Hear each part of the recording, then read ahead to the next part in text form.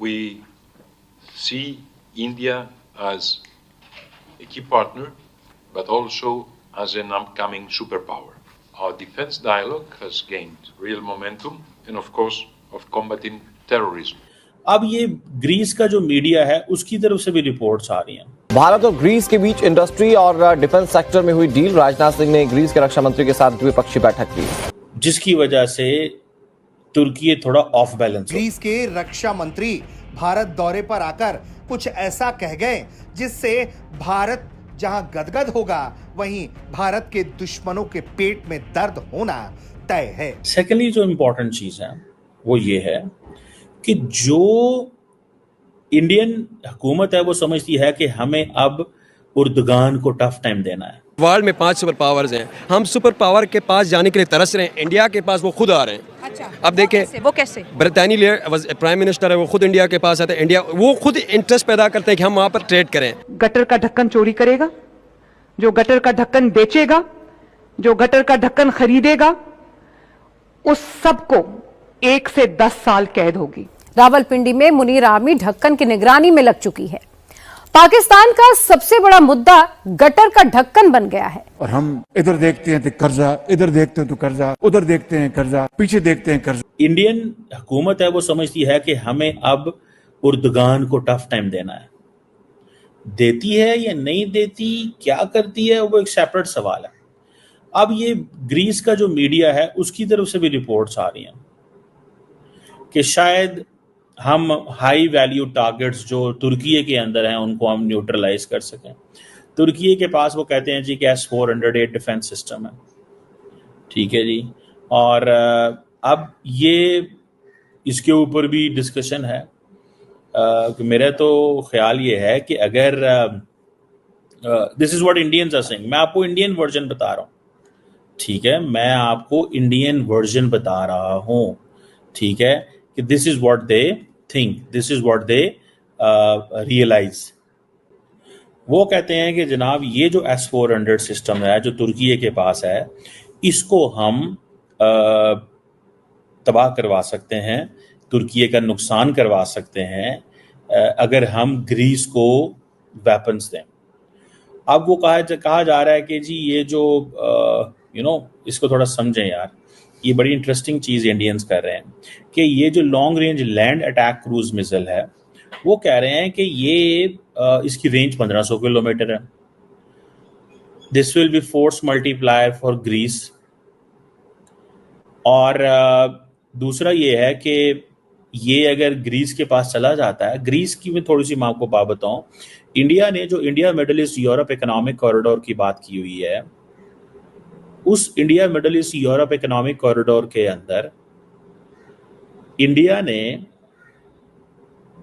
ये फैसला किया कि ग्रीस, इटली, स्पेन, इन 3 मुल्कों को हम इंगेज करेंगे, जिस पे मुझे याद आता है कि टर्किश जो प्रेसिडेंट रजब तैयब एर्दोगान ने कहा था कि कोई भी कॉरिडोर विदाउट तुर्की कामयाब नहीं हो सकता, ठीक है।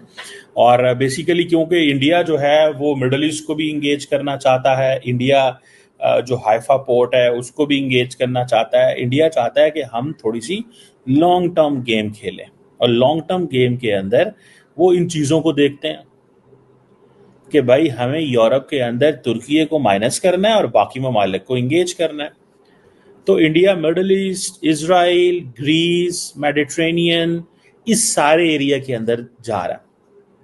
और ये जो इंडिया का ये जो मिसाइल है वो एक जिसे कहते हैं ना, ये एक इंडिजिनस है, मानिक स्मॉल टर्बोफोन इंजन जो है वो it is powered with this, और कन्वेंशनल और न्यूक्लियर वॉरहेड्स भी लेके जा सकता है, और हाई ऑल्टीट्यूड पे फ्लाई करता है।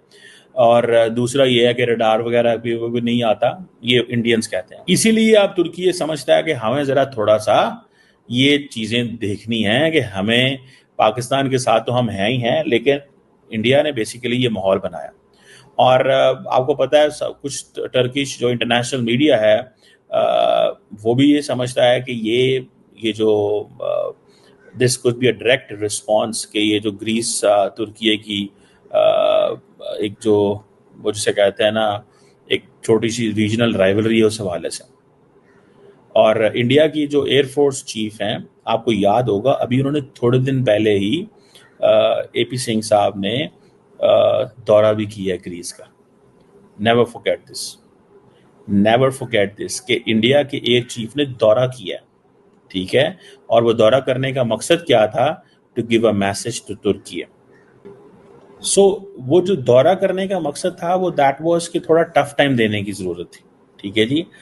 तुर्की ग्रीस के there is a long standing geopolitical conflict मौजूद है, which is that is rooted in history. Nationalism के इश्यूज हैं, टेरिटोरियल डिस्प्यूट हैं, and particularly in the eastern Mediterranean. अगर आप देखें, क्योंकि ऑटोमन रूल रहा है, ग्रीस जो है they were under the Ottoman rule for 400 years. 1830 में जाकर ग्रीस को आज़ादी मिली है।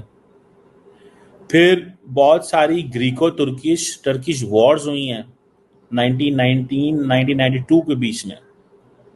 तो ग्रीस ने अपने बहुत सारे जो फुटप्रिंट्स हैं वो एक्सपैंड किए हैं।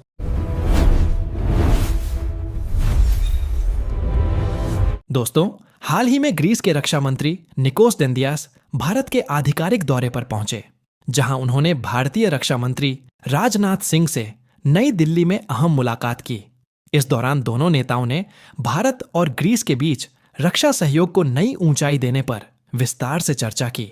ग्रीक प्रतिनिधिमंडल ने भारत में बने आधुनिक रक्षा उत्पादों और स्वदेशी तकनीक को नजदीक से देखा। साथ ही दिल्ली स्थित राष्ट्रीय युद्ध स्मारक पर जाकर शहीद सैनिकों को श्रद्धांजलि भी अर्पित की। बैठक के बाद दोनों देशों ने रक्षा औद्योगिक सहयोग को मजबूत करने के उद्देश्य से एक संयुक्त आशय घोषणा पर हस्ताक्षर किए, जिसके आधार पर अगले 5 वर्षों का विस्तृत रोड मैप तैयार किया जाएगा। इस रोड मैप में रक्षा उत्पादन, तकनीकी साझेदारी, संयुक्त प्रशिक्षण और भविष्य की सुरक्षा चुनौतियों से निपटने की रणनीति शामिल होगी। वार्ता के दौरान यह भी दोहराया गया कि भारत और ग्रीस की रणनीतिक साझेदारी शांति, स्थिरता, स्वतंत्रता और आपसी सम्मान जैसे साझा मूल्यों पर आधारित है। दोनों पक्षों ने माना कि बदलते वैश्विक हालात में आपसी सहयोग न सिर्फ क्षेत्रीय बल्कि अंतर्राष्ट्रीय स्तर पर भी स्थिरता को बढ़ावा देगा। यह समझौता दोनों देशों के रक्षा उद्योगों के लिए नए अवसर खोलेगा और भरोसे को और गहरा करेगा। अब जरा सोचिए कि जब दो प्राचीन सभ्यताएं आधुनिक सुरक्षा जरूरतों के लिए एक साथ कदम बढ़ाती हैं, तो इसका असर भविष्य की राजनीति पर कितना बड़ा हो सकता है, और यह साझेदारी आने वाले समय में और कौन-कौन से बड़े बदलाव ला सकती है। अगर आपको ऐसे अंतर्राष्ट्रीय रक्षा समझौतों की अंदरूनी कहानी जानना अच्छा लगता है तो वीडियो को अंत तक देखें, और अगर यह जानकारी आपको काम की लगी हो तो वीडियो को लाइक करें, दोस्तों के साथ शेयर करें, और ऐसे ही भरोसेमंद अपडेट्स के लिए चैनल को सब्सक्राइब करना न भूलें।